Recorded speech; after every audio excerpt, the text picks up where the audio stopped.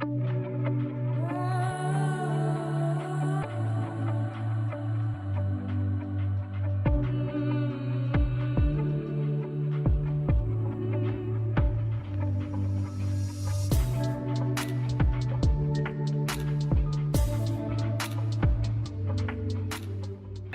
all you folks out there in Skill Setter land. This is Mitch. I'm coming to you on Thursday, the 17th of November, and we're going to be doing a victory lap call. My guest is going to be Jason Rushin, who has done 3 deals in Tulsa with me. He's done deals before that, but he's done 3 in Tulsa, having never hadn't, before closing those deals, hadn't set foot in Tulsa, never saw any of the houses, never met any of the sellers or the seller, and still was able and didn't show up to closing, and still got paid on 3 deals in Tulsa. We're going to find out how he did it, and I'm going to ask you to think of what questions you want to ask so that we can ask them. We're only going to take an hour, and I'm going to be as tight as I possibly can. So I would urge you, if you have questions, to go ahead and think of them now. Yep, here we go. Think of them now so that we can ask them in a way that doesn't have lots of duplication. So, without further ado, I introduce now everybody's jumping in. The conquering hero, Jason Rushin. Jason, how you doing today? I am doing just fine. How about yourself, Mitch? I'm doing well. Now I'm sweating. I'm like hot now. So I was cold before, and now I'm hot. But I will be okay. So we're going to get right into it. I see people coming on board. I see Suli. I'm not sure who Mo's iPhone is, but whoever that is someone that is either in the skill set group or the confidence group. So welcome, one and all.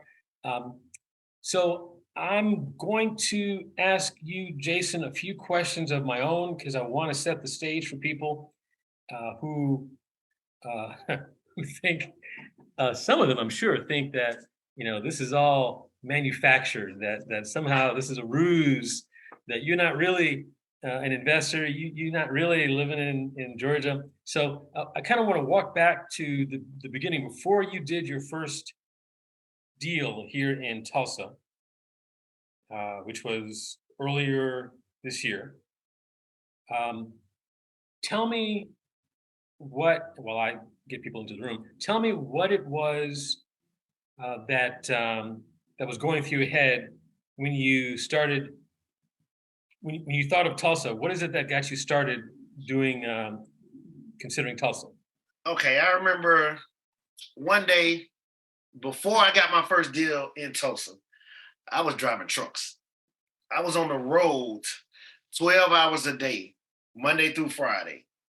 And I would always listen in to the calls we had. I would always be driving down I-20 with my phone set where my brakes are.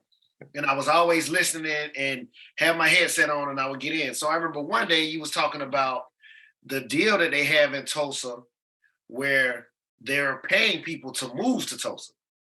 So he was talking about that. And he was talking about maybe we should start looking into this market. Okay. And I remember one day I was riding down the road and I seen Suli giving a victory lap about his deals in Tulsa.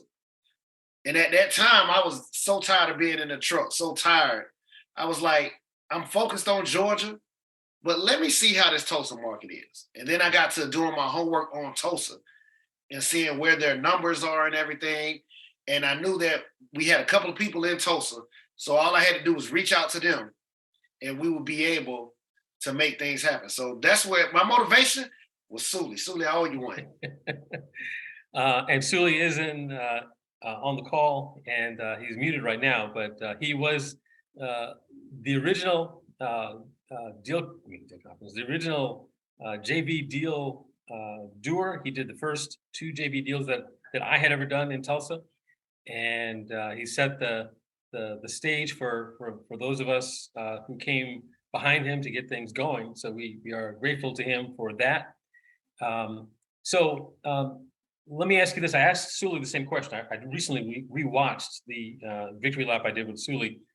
And I want to say this because people get this wrong all the time. how many, so you did tired landlord, correct? Right. Okay. How many people did you have to talk to before you found somebody who was willing to, or how many people did you have to try to reach out to before you found somebody willing to talk to you? I think I reached out to about 70. I Okay. kept getting deals. I kept calling like Mitch. I'm sitting in the truck. I need more contacts. I need more contacts. Yeah, I remember that you were looking for leads, but you were working them. You were Right. working the leads. I was Um, before I got on with my actual sellers of the first deal. I talked to people and they were willing to talk, but the deals wasn't. We know how to run numbers, and the deals wasn't adding up. So I had leads, but they weren't really deals. Got it. Got it. And I don't want to belabor this point, but I do want to make sure that everybody hears what you said because Sully said something similar. I listened, I went back to his interview and I listened and I'd asked him the same question. I think he said between 30 and 40 people he reached out to before he got someone. So when I hear people say, "Oh, I reached out to, 10 sellers or 10 leads and I didn't get a response," I'm like, okay, that's interesting. You got like 60 more to go before you should be disappointed or upset. But I think the difference is now you know, and Sully knows, and I know that they're there. They're in there. So it's not a question of, if I keep calling these people, will anybody ever respond? Somebody will. We just don't know how many. I can't tell you it's going to be 20 or 50 or 100 or 10.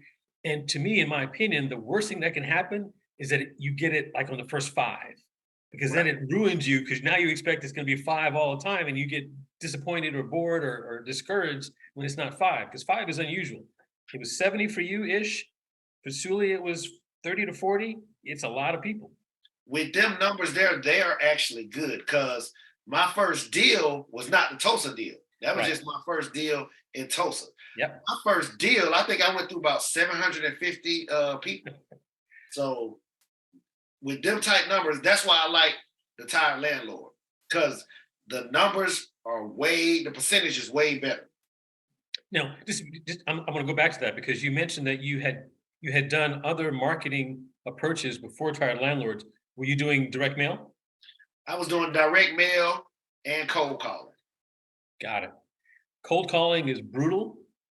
It's important. It's good to do it because it and I'll be transparent. I have not done cold calling, but I do understand the benefit. The virtue of cold calling is it gets you off of being terrified of hearing no. Right, If no other reason, it's worth doing it because you get used to the idea that no's aren't going to kill you. It's just someone who's not ready right now. right. It's not fatal. It's not lethal. I will say this: I learned from every single JV partner I've had, including Sully, including you. Every one of you does something. Some cases, many things, way better than I do, and I learn from each of you. I will say this: you and I want to talk about this because I think this is important. You build rapport way better than I do, better than I've ever seen anybody build it. And so I want to talk about that because when I finally got to meet the seller that you've done the deals with, she was raving about how great you were, and she had never met you. Only talked to her on the phone. And I'm like, how the heck did he get this kind of connection on the phone? So I've got to ask the question. It's on my card. How are you building rapport long distance with these sellers?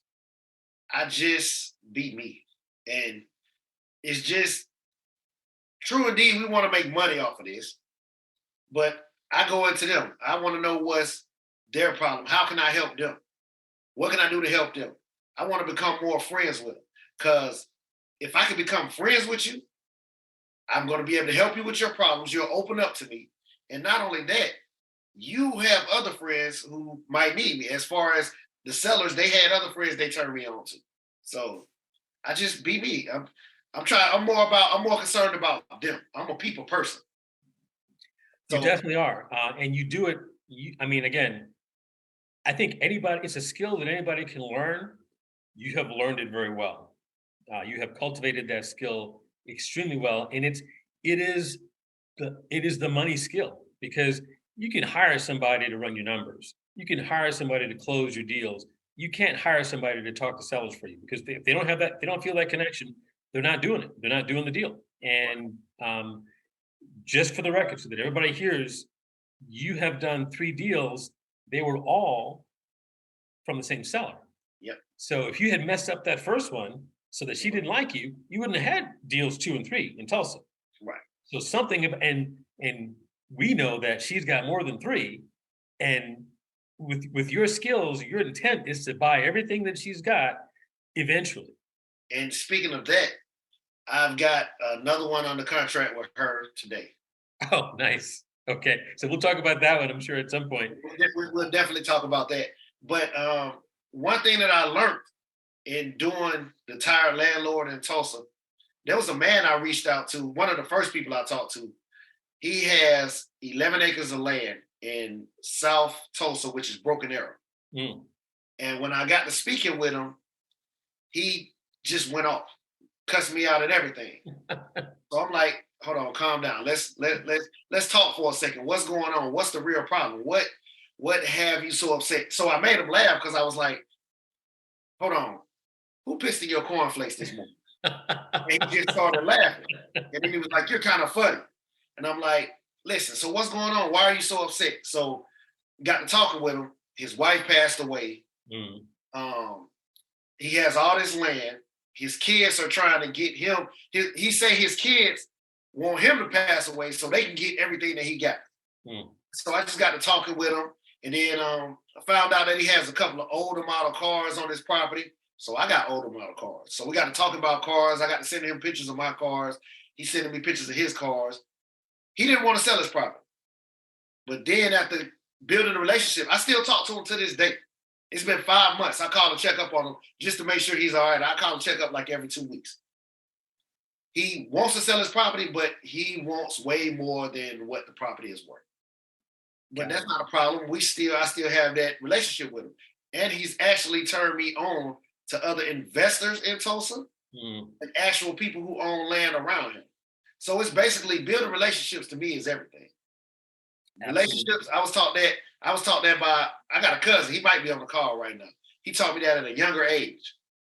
My cousin Donovan, he taught me build relationships. Life is about relationships. If you got relationships, your face is all you have. So if I say I'm gonna do something, I'm gonna do it. That's how I got to where I'm at. Well, that's why I love working with you, because it is you're one of the hardest working people I've ever seen, and you get it done, and you build rapport better and faster than anybody I've ever seen. And I'm taking notes because that is the skill. That is the skill, and I tell people that all the time. That being in a position to get practice talking to sellers is where the money is. And everybody sucks at it when they first get started. It's just the way it is. But you have to push past through that pain and get on the other side of comfort and recognize that you're there to help. As you say, you're there, we're there to try to help these people get through this challenge, whatever it is that involves real estate. And if we can do that, we'll get the deal. And if we don't get the deal, we'll get the contacts, we'll get the connections, we'll get the relationship. And who knows where that's going to lead. Right. It's a big world out there, and there's a whole lot of stuff that we don't know about that people do. And if they like you enough, they'll share with you what's going on. And so everybody has something to teach us. And I think that if I had to say, that's one of the things that you are, again, the best I've seen at that. I am definitely taking notes. And I don't want to hog up all the questions. So for those of you who are on the call, if you have questions, I'm going to, in about 15 minutes, I'm going to open it up for other people's questions. I want to give you an opportunity to ask them. So be thinking about what questions you're going to ask. But I do want to cover a couple of more things. You mentioned one of these already. When you first started, your very first deal, you were part-time, correct? Yes.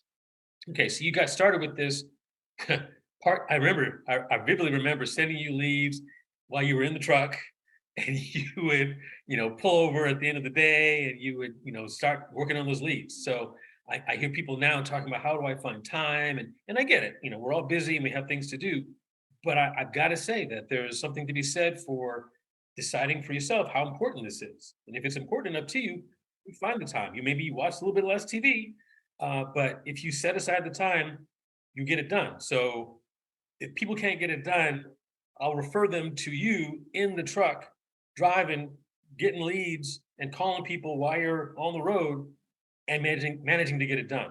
Sometime between deal number one in Tulsa and deal number three in Tulsa, you made the leap to go full time, correct?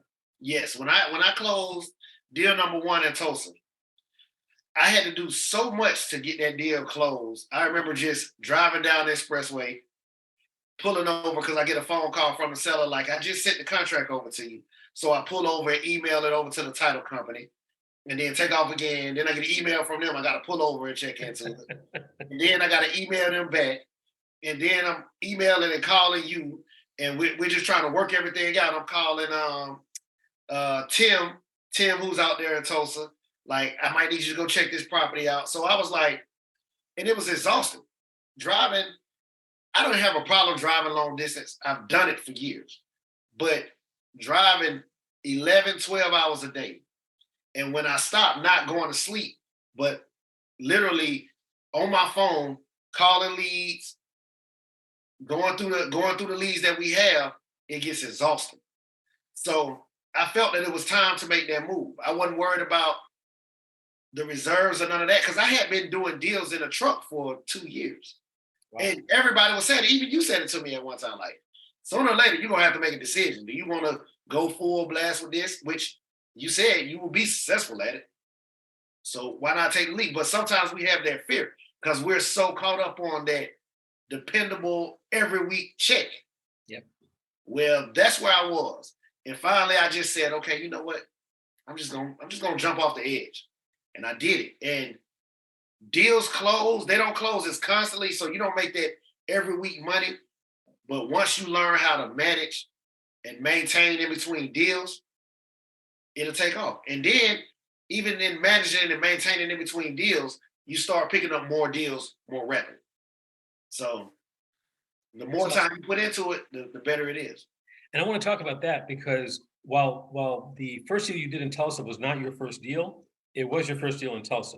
Right. And what Sully's experience was, as I recall, in fact, I know this to be true, is that I think within days of closing the first deal, the second deal just appeared. Now, in his case, as in your case, it was the same seller. But again, to me, that's the endorsement because it means that you did well enough on that first deal. They weren't ticked off at you. They weren't angry at you. They were so happy with how things worked out that in Sully's case and in your case, they said, let's do this again. I got more properties. Let's do it again. So to me, that is the ultimate endorsement that you're doing a good job, that the seller was happy enough that they were willing to sell it to you again, in your case, again and again, because you've now done 3 deals all with the same seller, which is awesome. So your second deal followed pretty close on the heels of your first deal. Right. The second deal was, we closed the first deal the end of May.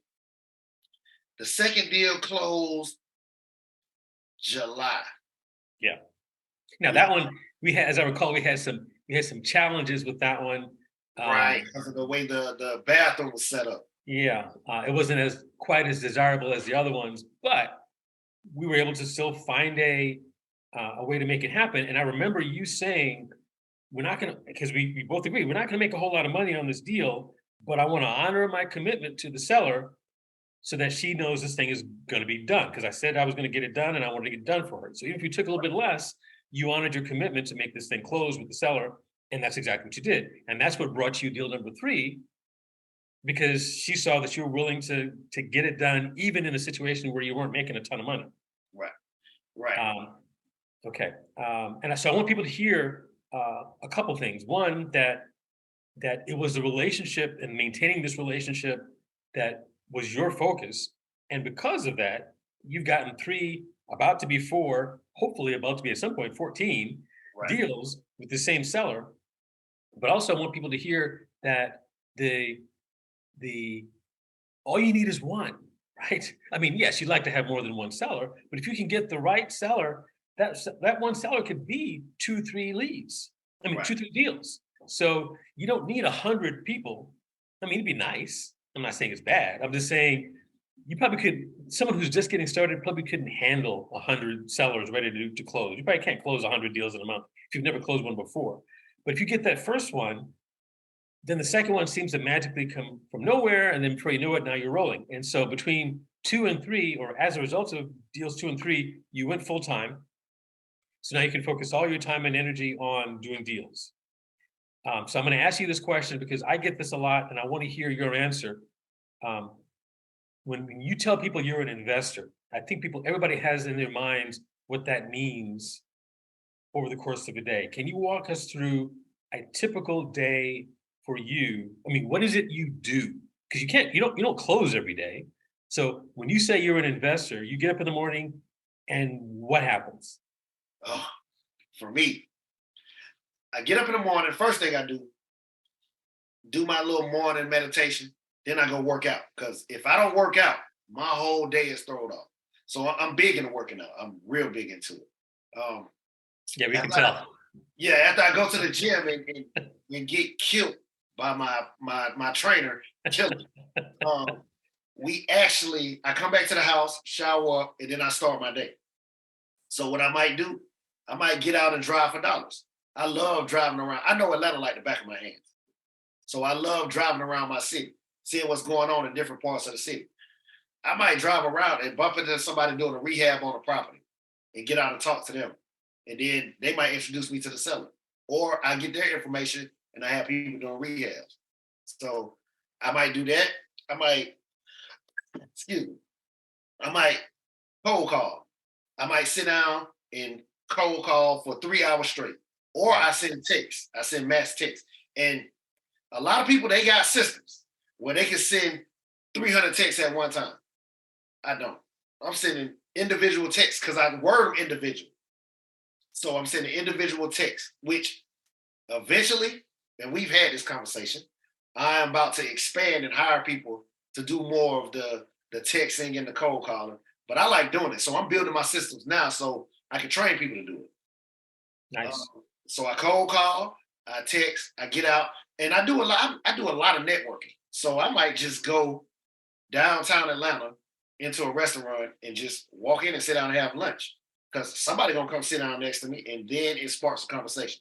A lot of the restaurants in Atlanta, I know a lot of people. So as I come in, they ask me what's going on, what I have going on, or I'm investing. And somebody hears it and it just sparks off something different.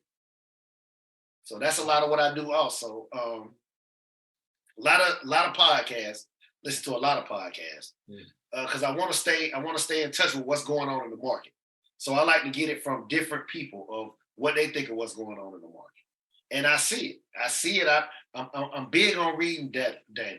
So as I'm reading it, I'm looking and I'm hearing what these people are saying and I'm taking in what I see on it. And then a lot of times I have a phone call with you and we'll sit on the phone. We might expect to be on the phone for a minute or two. And I look up, we might be on the phone for 30 minutes. But just to get that information, being able to come to you, because like I say, you're like Google to me. If I have a question that I don't know, I know that I can contact you and you'll be able to point me in the right direction. So that's pretty much how my days go. Awesome. At some point, I'm going to ask you what podcasts you listen to and something about your meditation. But Donovan is raising his hand. Go ahead and ask your question, Donovan. Good evening. Good evening. Can you hear me? Yes, sure can. Welcome. All right. Thank you. So I have a question for Jason. So my question is, when you were driving trucks, it seems like you became pregnant with a passion and an idea for real estate, and you gave birth to it. And so a lot of people don't know about the labor pains that happens when a woman gives birth to something beautiful, or when a woman gives birth. I mean, when somebody in business gives birth to an idea. How did you feel after all the hard work and sacrifice that nobody saw you doing? How did you feel when you closed your first deal? When I closed my very first deal, it was confirmation for me. it let me know that, okay, this is real.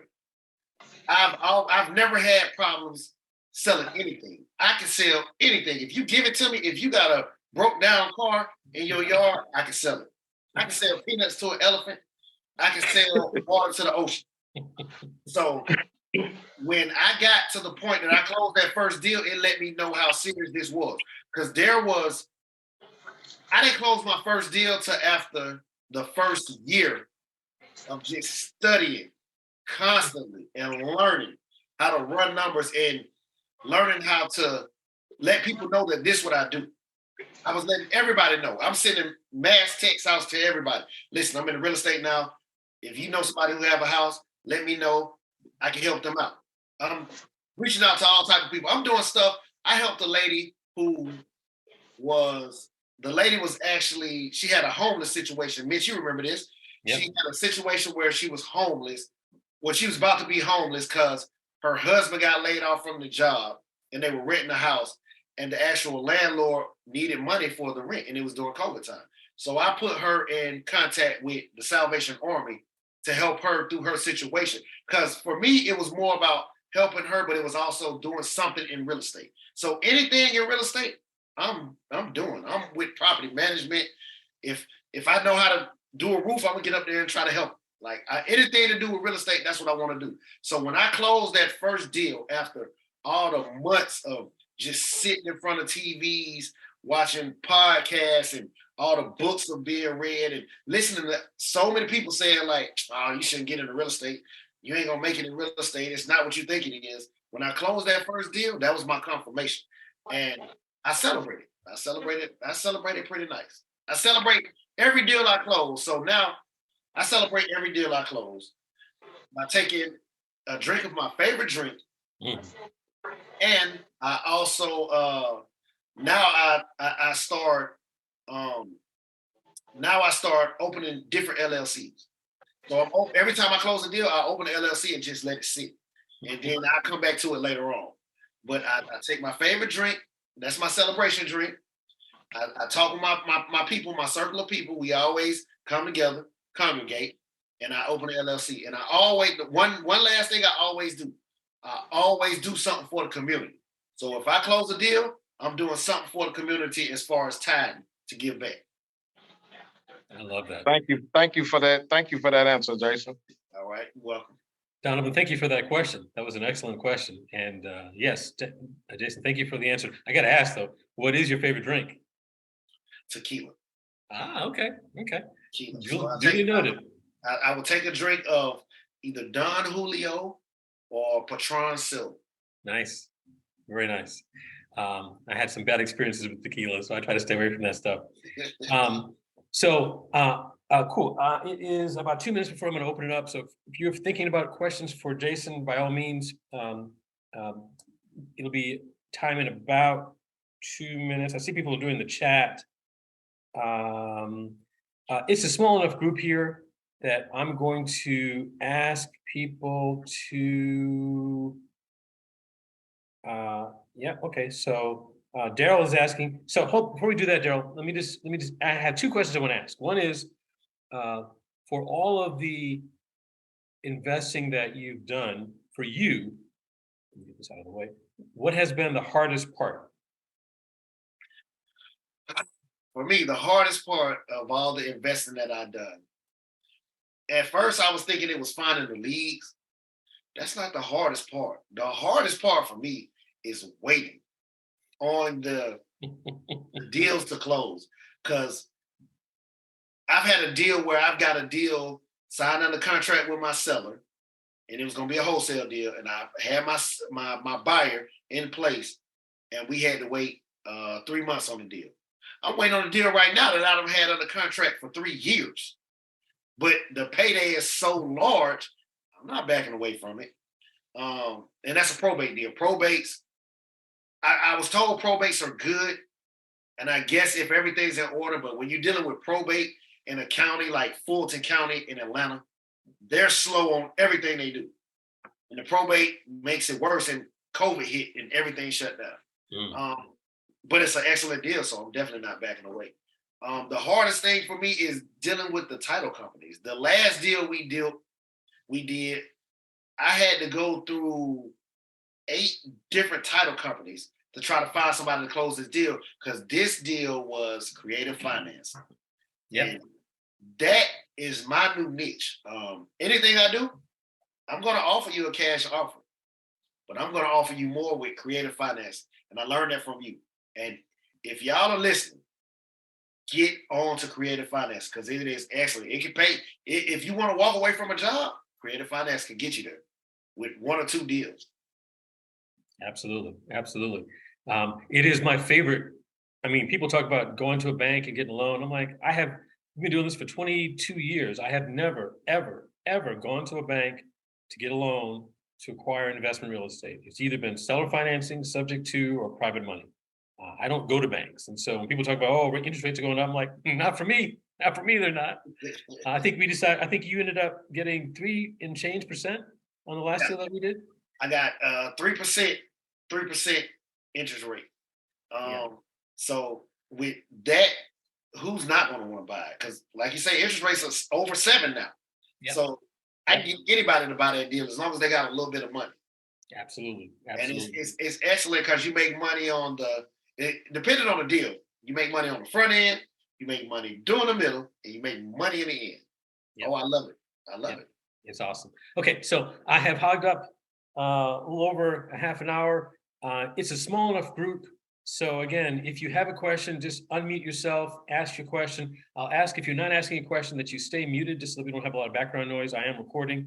But does anyone have, because I have more questions, but I don't want to hog it all up. So does anyone have, well, actually, I know that Daryl had a question. He wanted to know why you set up the LLCs as part of your celebration. What was that all about? What's the motivation for the LLCs? Okay, now this goes back to watching podcasts. I was watching a podcast called In the Vote with Ask Cash. And he had this gentleman on there who's big into business finance and business funding. And so he was saying that he opens up every time he does something big, he'll open up an LLC and let it sit. Because in order to get the financing, that LLC has to be 2 years old. So he would let it sit and just have different LLCs. And now he's got over like 50 million worth of business funding. So when I heard that, I'm like, well, maybe I just started doing that when I closed deals. So I just started doing it. I'm on number 2 now. So Nice. So someone's raised hands. You don't have to raise your hand. Just go ahead and unmute yourself and ask your question, and we'll sort it out. We have a small enough group. Yeah, thank you. How you doing, Jason? I had a question for you in regards to like your virtual wholesaling. Specifically, like what's your process for like getting boots on the ground in these different cities that you're doing this in? Because I mean, if I'm not understanding, you're in Atlanta, but you have, you're doing deals like across the country. So like, how are you going about like finding or meeting people, introducing yourself to people and finding people who can kind of go out and look at these properties and kind of do some of the legwork that you can't do from like where you are? okay, that's a good question. Very good question.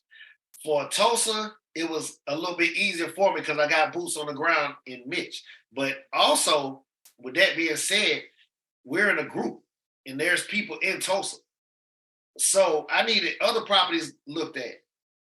There's a guy he's not on here, but a guy named Tim in Tulsa. I reached out to Tim through the group. I offered him, what I do is offer them like a gift card to go check out a property, take pictures for me. Go inside the Facebook groups. You can reach out to realtors. I've actually built a team in Tulsa besides people that's in our group. I have title companies from references in the group. I have property management companies just from Googling and talking to people. And then I have investors there. Once I reach out to people, like if different investors and stuff, I see who they use for stuff. And I just keep them references together and reach out to the people. So, and one big thing about it is offer them a gift card. Offer to buy them coffee, but I'm going to buy you coffee virtually. I'm going to send you a $25 gift card. Go to Starbucks. And it works. It works for me. And this has worked not just in Tulsa. We had property up in, what was that, New Hampshire. Same thing worked up there. I actually had a property that I needed looked at. I needed pictures taken of the property. I called to a hardware store and talked to a man at the hardware store from a reference that I got from a realtor. Talked to the man at the hardware store, told him what I was trying to do. He was like, well, I got somebody who good at repairs. I'll give you their number. I called him. He was like, I'll go check the property out. I'll take pictures for you. I offered to pay him. He's like, no, I don't need to be paid. Well, I'm going to send you a gift card anyway. Still stay in contact with him to this day, even though I'm not doing nothing in Berlin, New Hampshire. But that's just how I just reach out to people and try to build that. Like I said, everything is about a bond. If I can build a relationship with you, I can help you some way you can help me. Did that answer your question? That did. Thank you. I was actually also going to ask you, like, how do you incentivize it for other people out there too? But you answered that for me as well. So thank you. Hey, Yeah, John, this is Sully. I can kind of chime in a little bit also. I know he mentioned Tim was someone else. I also used Daniel. He's on this call as well. So if you want to reach out to him, he's also very helpful. He's been very helpful with getting me pictures and videos. And he gave me more videos and pictures than I needed. So he's also definitely another contact in Tulsa as well.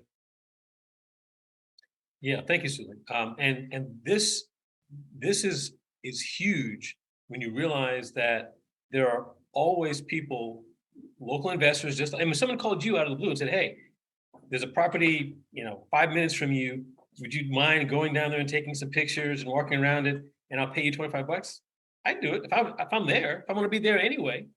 And to Jason's point, if I'm driving around and I want to know what's going on in my neighborhood, my community, then yeah, I kind of want to know what's going on. And if I can get paid to look at a house and take some pictures and be nosy, then I'll happily do that. Everybody wins. And I think the beauty of this is that when you start realizing that you can spread around the wealth, spread the joy, when you do a deal and everybody's getting paid, then magically when you need more help, they're ready and available to help you. It's amazing how that works.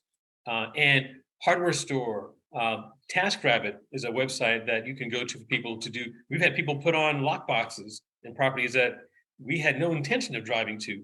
We call them up, say, go to Home Depot, buy this lockbox, and put it on this house with this combination, and we'll pay you for the lockbox and your time. Done. And so because of that, you can project your presence any place where you have the ability to make a phone call and where you can honor the relationship that you're building, because people can tell when you're using them and when you're trying to help them out. And if you help people out, they will help you out. And to Jason's point, you got to make sure that you acknowledge and value the relationship. And for a lot of people, their time is valuable. For everybody, their time is valuable. So if someone's going out and doing something for you, it's amazing how far a Starbucks gift card or my favorite is a Longhorn steak. If you're a meat eater, and if you're not, I'll do like a Red Lobster. But whatever, I like food because I'm always hungry. But little things like that make people want to keep working with you.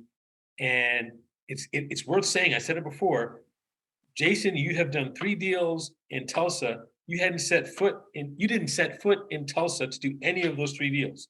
I think your first time in Tulsa was a couple of weeks ago. After the third deal, you're right. After the third deal, I had to go and see my seller because I've been promising my seller that I would come and we would go eat tacos and drink margaritas. So me and her, we did that. We went to a restaurant. We went to this, I can't remember the name of it. It was in the area by where we went to eat at, right down the street from my hotel. She took me to this Mexican restaurant. We went and had tacos. Then she took me around and showed me all around South Tulsa, Glenpool, Broken Arrow, Jinx. She showed me everything. And me and my sellers, we talk on the phone at least once every day. Wow. Every day we talk. I talked to her today. Of course, I talked to her today because I got another one on the contract, which I didn't know that the property that I got under the contract was their property. I thought it was somebody they referred me to, but it's actually their property. So that's a good thing about that. But I send Amazon gift cards. You go on Amazon and get a $25 gift card, and everybody shops Amazon. Yep. Just about making sure that people understand what's going on. Like, time is the most valuable thing on earth. we can't get it back. So I'm not gonna waste your time. So if I can do something to help you out by giving you a gift card, you never know. That person might need that gift card back. They might need something. So, and they don't mind doing it. I had the seller the actual tenant from this last deal. Not only did I pay her in cash for keys to leave the property, because she was trying to stay till after January. And I knew my investors didn't want to do it. So we paid her cash for keys to leave the property, which that's a whole nother story. But she didn't want to let us in or let my investor come check the property out.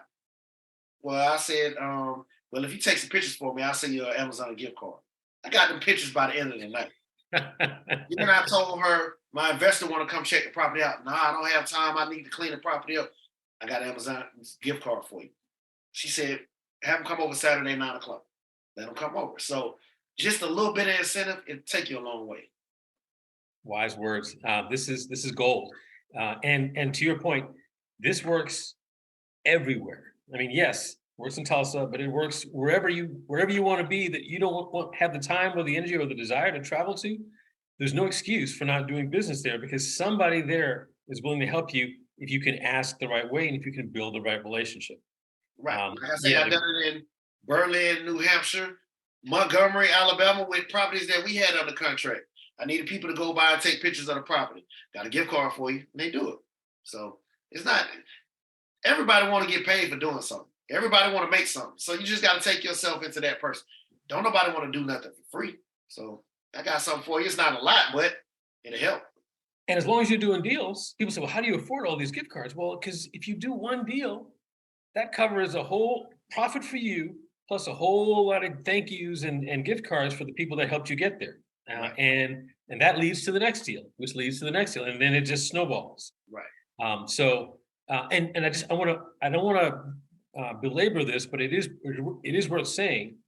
If what you're saying is that you can, if you can project your will into any city that you want, that seems to me to suggest that you could be physically anywhere in the world as long as you have access to a computer and a phone and make this happen. Mhm. And I know when I say that, people look at me like I have two heads, but it sounds like you're saying basically the exact same thing. That you didn't have to be in Tulsa to do 3 Tulsa deals, which means you could have been anywhere. I learned when I was closing deals in an 18-wheeler driving down I-20. I can close deals. I don't have to be there to do it. Now, with it being Atlanta and with me first starting out, I wanted to get out and, meet sellers because I needed to do that. I needed to get in sellers because with me, if I get in your face, oh, I got you. If I get in your face, we're going to have a conversation to where you're going to want to do this deal with me. Or if not, if the numbers don't match up, you're going to thank me for helping you understand and get to where you're at with this. So that's me. I want to be in people's face. But driving a truck for 12 hours a day, I wasn't able to. So it let me know that I'm able to close deals from anywhere. So now, like with the deals we was working on down in Montgomery, I knew that I could do that while in a truck. With the deals I've closed in Lithonia and Decatur and Covington, they can be done with me not being there.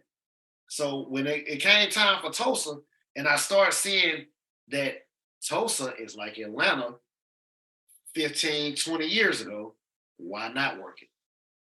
Why not? I'm looking into Columbus, Ohio now. Somebody brought that up to me earlier today. Like Columbus will be a good market to look into. So of course I'm going to stay in Tulsa because I love Tulsa, and I don't have to go there. But I'm going to start spreading out to Columbus, Ohio, and Columbia, South Carolina. We were in Columbia a couple of months ago looking at a multifamily, and I like that market actually a lot. I like South Carolina in general. And so we can talk about that. Anyone else? We got about 15 minutes left. I have more questions, but again, if you have a question for Jason, now is the time to ask it. He's here. He's open to questions. If you've got one, you don't have to raise your hand. Just unmute yourself and ask. And if you're thinking about doing that, I will keep talking. I'll pause. I'll see if anybody has a question. Okay, if not, I have a question. So you mentioned what you do in your typical day, and it involves a lot of um, physical networking. Um, and I actually already know the answer to this because I think you already answered, but I want people to hear it. So you're not physically in Tulsa. How do you keep? How do you how do you build your network in Tulsa if you're not physically there? Relationships with people. So Yep. I got investors. We were actually looking on the second deal because of the way that property was set up. My sellers, her husband is disabled. So they turned the bathroom, the second bathroom, into like a shower. So they took the sink out, they took the toilet out, and it was just a big shower. So because of that and the spread that we had, the number we was getting the property for, it made it harder to close that deal. So we were looking for sellers on that deal. So while we were looking for sellers, I said, what could I do? I started Googling people that bought, I started looking and seeing LLCs that bought properties in that area. So then what I did was start sending my mailers out. I'm big with mailers. Like I love sending out my mailers. I don't care. I sit back at home and have nothing to do and be like, I'm gonna send out 50 mailers. So I sent out mailers to them. And I actually had responses from investors that I sent mailers out to. And that's how I was able to close the third deal. I had an investor who I sent the mail out to reach back out to me, and I told him what was going on with the deal. And as soon as I told him, he was like, "Oh, that's a slam dunk." I was asking him, did he know anybody who would want the deal? And he was like, "Yeah, I'll Yeah, take it." me. Like, don't tell nobody else. I'll take it. Where can I go look at it? So that's how that came about. And we have a relationship. I have a relationship with him now. He actually put me on to his attorney, who was a title company who specializes in subject tools. Nice. So Nice. that's how the relationships build up. And I've never met him. He's never seen me. We've talked on the phone. But if you do good business, you don't have to be there to see him. How many times do we do business with people that we don't know nothing about? We just hear them on the phone. We talk to them on the phone. So if as long as you keep your face clean in business, people will deal with you. I don't worry about my seller going back. My seller was in when this deal closed, when deal number 3 closed, my seller was in the same room as my buyer. My seller come right back to me with the next deal because of the relationship that was built. And my buyer came to me after the deal closed, like, listen, they had us in the same room with the seller. I'm just letting you know that they had us in the same room. You know, I want to do business with you. I'm not worried about them. They didn't come at me about doing business with them or nothing, but I just wanted to let you know. And I'm comfortable with that. I was like, okay, we'll make sure it never happens again, but I'm comfortable with it. So for those who don't know, because we're double closing, the whole point of double closing is that you don't really want the two parties in bed with each other. You don't want them in the same room, ideally. I mean, it's not a catastrophe. And as you point out, Jason, if you have the relationship, people are okay with you making money. The seller for these 3 deals, the same seller understands that we're in it to make money, but she stays in it because she values the relationship. And the fact that you were able to build that relationship without having met her until a couple of weeks ago is impressive. But that's the goal. And when you build those kinds of relationships, they leapfrog. You build one relationship with one person, and you find out, well, hey, who do you know? Who can I talk to? And they give you some people, and you work on those people, and they give you people, and before you know it, you have this entire network of people in a city, in your case, that you hadn't even been to before a week and a half ago. And that's the way it's done, folks. You deploy, I hate to say use because it sounds like you're doing something to them. You deploy your network and you work with people and help them and develop. This honestly is why I'm doing what I'm doing. It's why I'm talking to all you folks, is because you are all part of my network and I'm part of yours. And so when you have deals, some of you will bring them to me. You're not obligated to. I'm not saying you must bring them to me, but the odds are in my favor.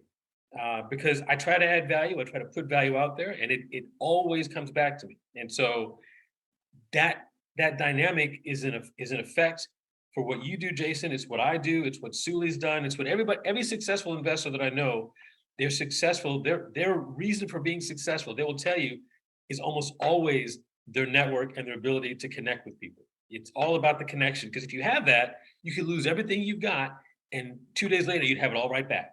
And if you don't have that, then God forbid you lose everything you've got, because you'll never be able to get it back. And when people know that you're not to be trusted, you're done.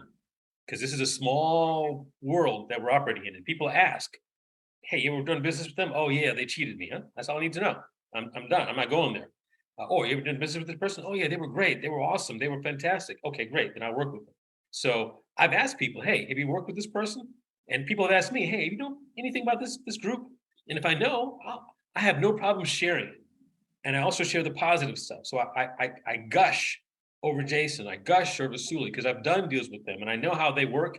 And I would do deals with them in a heartbeat. In fact, I have. In fact, I'm eager for them to do more, bring me more deals so we can do them together. And when I get deals, I'm going to bring those deals to them, because I know we collectively can do more stuff than I can do by myself.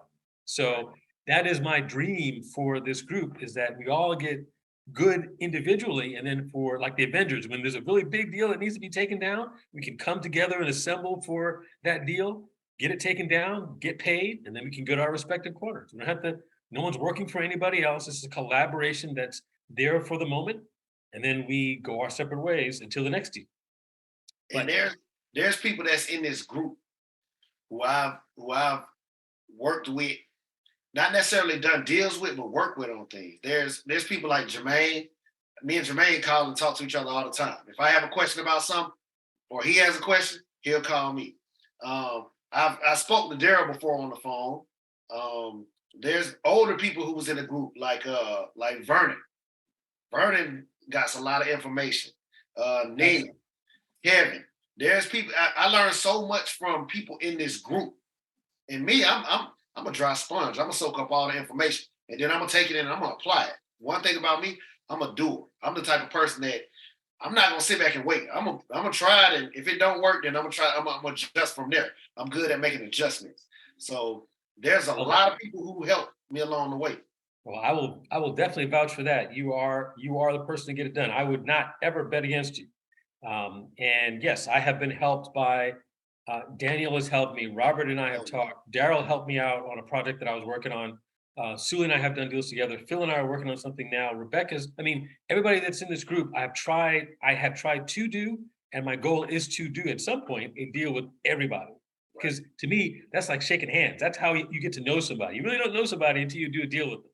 Right. And then when you do a deal with them, you can learn their quirks and everybody has their own way of doing stuff, but you learn who you can trust and who you can't, who does what they say they're going to do and who doesn't. Right. And so for me, that's my favorite part. It is 6:53 /4, so we got about 6 or 7 minutes. Let me check the chat. Well, if anybody got questions, I'm at the house. I don't have nothing to do. So tomorrow I gotta eat. I have a question. Is that for you, Phil? If you got, yes. Okay, go ahead. I'm sorry I got a phone call, but I might have missed this answer. But you talked about, Jason, the hardest part is waiting. So I'm in a situation right now where I have a guy under contract and he keeps pushing the closing date, right? Well, the scary part is my inspection date is getting close. It's really Thanksgiving. And so I asked him to do an amendment to extend that date. So are you talking about waiting, or do you already have buyers?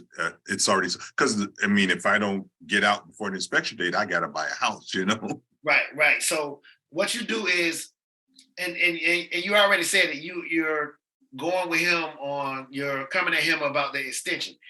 Did he sign the extension, or is he coming with excuses about it? Are you on mute, Phil? He just texted me back that he'll look at it. So I guess he'll sign it, because before then he had ghosted me for a couple of weeks. Okay. So basically, if he signed it, then everything's all good. If he doesn't sign it, then he's obviously not that motivated to get this deal done. And I look at that a lot. Like I've had deals like that where I get it under contract and they want to keep stalling out. So what I do is I signed a contract on the property I was telling y'all that I'm waiting on to close, that I've been waiting on for 3 years. I redone the contract, but I said until we're able to close instead of putting a date on it. So I'm still under contract, that same contract. And I went to my attorney and asked her about it. She was like, if you do it like that, that contract does not close until you're able till it's done with the probate. So that's a way that I got around that. But when I was speaking about waiting to close, most of the time it's not my fault. Most of the time when I'm waiting to close, it's because of the title companies in Tulsa. Or I had a property that I did with somebody else from this group, Jagger. Great dude. Did a deal with Jagger, and we was waiting on a survey that had to get done. And at the time we was waiting on this survey was during COVID, and all the survey companies were 6 months behind. So I had to find a survey company to get this survey done within a month, and I actually did. All it took was me to give a little bit more money. So usually when I'm waiting, when I speak on waiting, I have my part done. I have my A to B, which is the seller to me, and I have my B to C done. But I'm waiting on attorneys or the county to do some paperwork or something like that. And that's the hard part about waiting, because you know that when all this goes down, the deal is done. Like that deal I've been waiting 3 years on, I know that I got my seller, I got my buyer. As soon as the probate is done, $25,000 in my pocket. So. Nice, very nice. We are about 4 minutes in. I do want to, before we lose the subject, I want to make sure that everybody understands. You, Jason, are not only in the skill set group, you're also in the deal confidence group. You're on Facebook. You're now freshly on LinkedIn. Yep. I can't say this enough. And you've heard us talk about how important networking is. I would urge you all to connect with Jason on LinkedIn, on Facebook, wherever he is. Find him and connect with him. Don't waste his time, because his time is valuable. But if you bring him thoughtful questions, or even better yet, a deal, he'll work with you. And the whole point of this is for us to work with each other and connect with each other so that we can help each other do deals, because everybody's got something to contribute. And I don't know what your value, what your specialty is, so you have to tell us. One of the things that I say, and I think I probably said to everybody in this group is, and I offer to everybody, you should be at very least posting to the group an introductory video that says out loud, I am an investor. This is where I'm based. This is what kind of investing I do. Here's the help that I need. And I can't tell you how few people, I should say, take me up on that. We have almost 900 people in the group, in the skill set group, and maybe 1 out of 100 people is willing to say out loud they're an investor. And let's face it, folks, if you can't say it by yourself in the comfort of your home, in front of your own camera, you'll never be able to say it to anybody else. And you are an investor the minute you say you're one. And if you can't say you're one, you will never be an investor. So get out there, network like crazy, connect with people like Jason who are doing it. Ask him the smart questions, ask him the thoughtful questions. Don't waste his time. But make him part of your network and try to be part of his. If you're in a town that he's doing deals in, say, hey, look, I'm in wherever. I'm in Philly. If you ever have a need for something to get done in Philly, I'm your guy. I'm your gal. Let's help each other succeed, because we're here. I mean, this is an opportunity for us to get to know each other and work with each other. And let us take this opportunity. The reason why I do these victory laps is because I want to hear people. I want to have people hear you say it in your own words. Because I think people see me talking and they kind of tune me out because they think it's just me. It's not just me. You're doing it. Sully's doing it. The other people on this, I know Robert's doing it. I know everybody that's on this group is either doing it or trying to do it. That's why you're here. So when you get it done, I'm going to ask you to do a victory lap so that other people can hear you doing it and can get inspired by you, just like I am. I'm inspired by you. I'm inspired by Sully. I'm inspired by Phil and Robert and all you guys that are trying to get it done, because we can inspire each other. So I am so grateful, Jason, for you taking the time out of your evening to answer our questions. I'm going to give you the last word. Is there anything that you'd like to share with the group before we wrap this up? Yeah, I'd like to share the fact that there's so many of us in this group that you don't know about. I didn't want to make no video at first. I didn't want to be on. I had to get on Facebook. Mitch got me on Facebook. I don't do social media. And Mitch got me on Facebook when we switched over. because I was in the group originally, and he switched over like we're going to Facebook, and I'm like, I don't got no Facebook. He's like, just start one. And I did it, and my network has grown so much. Like I met so many people in this group that I can name that I've, if not talked to, I've had chats with that just hit me up on the regular and say, hey, what's going on? What you got going on? Or let me know what they have going on. So reach out to the people in this network. Like I say, I'm a network person. I got a huge network. I got a network that's crazy. And it's just because I have no problems reaching out, talking to people. That's what I do. I'm networking at football games. I'm networking in the gym. I'm networking everywhere I go. That's just what I do. I reach out and I speak to people and meet people and learn how to do things. So if you get a chance to, do it. And Mitch is here. He'll help you. He got no problem helping you. Trust me, I know, because I call him all the time when I have questions. If I need somebody, I call Mitch. If you have any questions, reach out to me. I'll help you. It's half y'all in here have reached out to me, and y'all know I don't mind helping. I love real estate. I didn't know I loved it till as of a couple of years ago, but I love it, and I sit and talk it all day. So if I'm not busy, I'll help you anyway. If I'm busy, when I'm not busy, we get together. We can do it. We can meet up for a cup of coffee. We can talk about deals. We can JV, whatever y'all want to do. Let's do it. But it's money out here. I know it. I'm a perfect example of it because I got out of my 9 to 5, and ever since I got out my 9 to 5, I ain't thought about getting back in no truck. I'm done. It's real estate from here on out. So reach out. Let's network and let's get these dollars because they're here. And now is the time because the market is changing. Learn your techniques now because now is the time to put all we've been practicing all this time to work. And Amen. Amen. All right. Well, I will have the replay up no later than Saturday morning. Jason, thank you. Everyone else who was here, thank you for joining us. And hopefully you got something out of this. And what can I say? Connect up with Jason. Be part of his network. You want to be on that train because it's left the station and it's riding down the track. Thank you all for being here, and you have a great evening. We'll talk soon. All right, everybody. Y'all take it easy. I look forward to working with y'all. Awesome. Take care. All right, goodbye. Thanks. Bye-bye.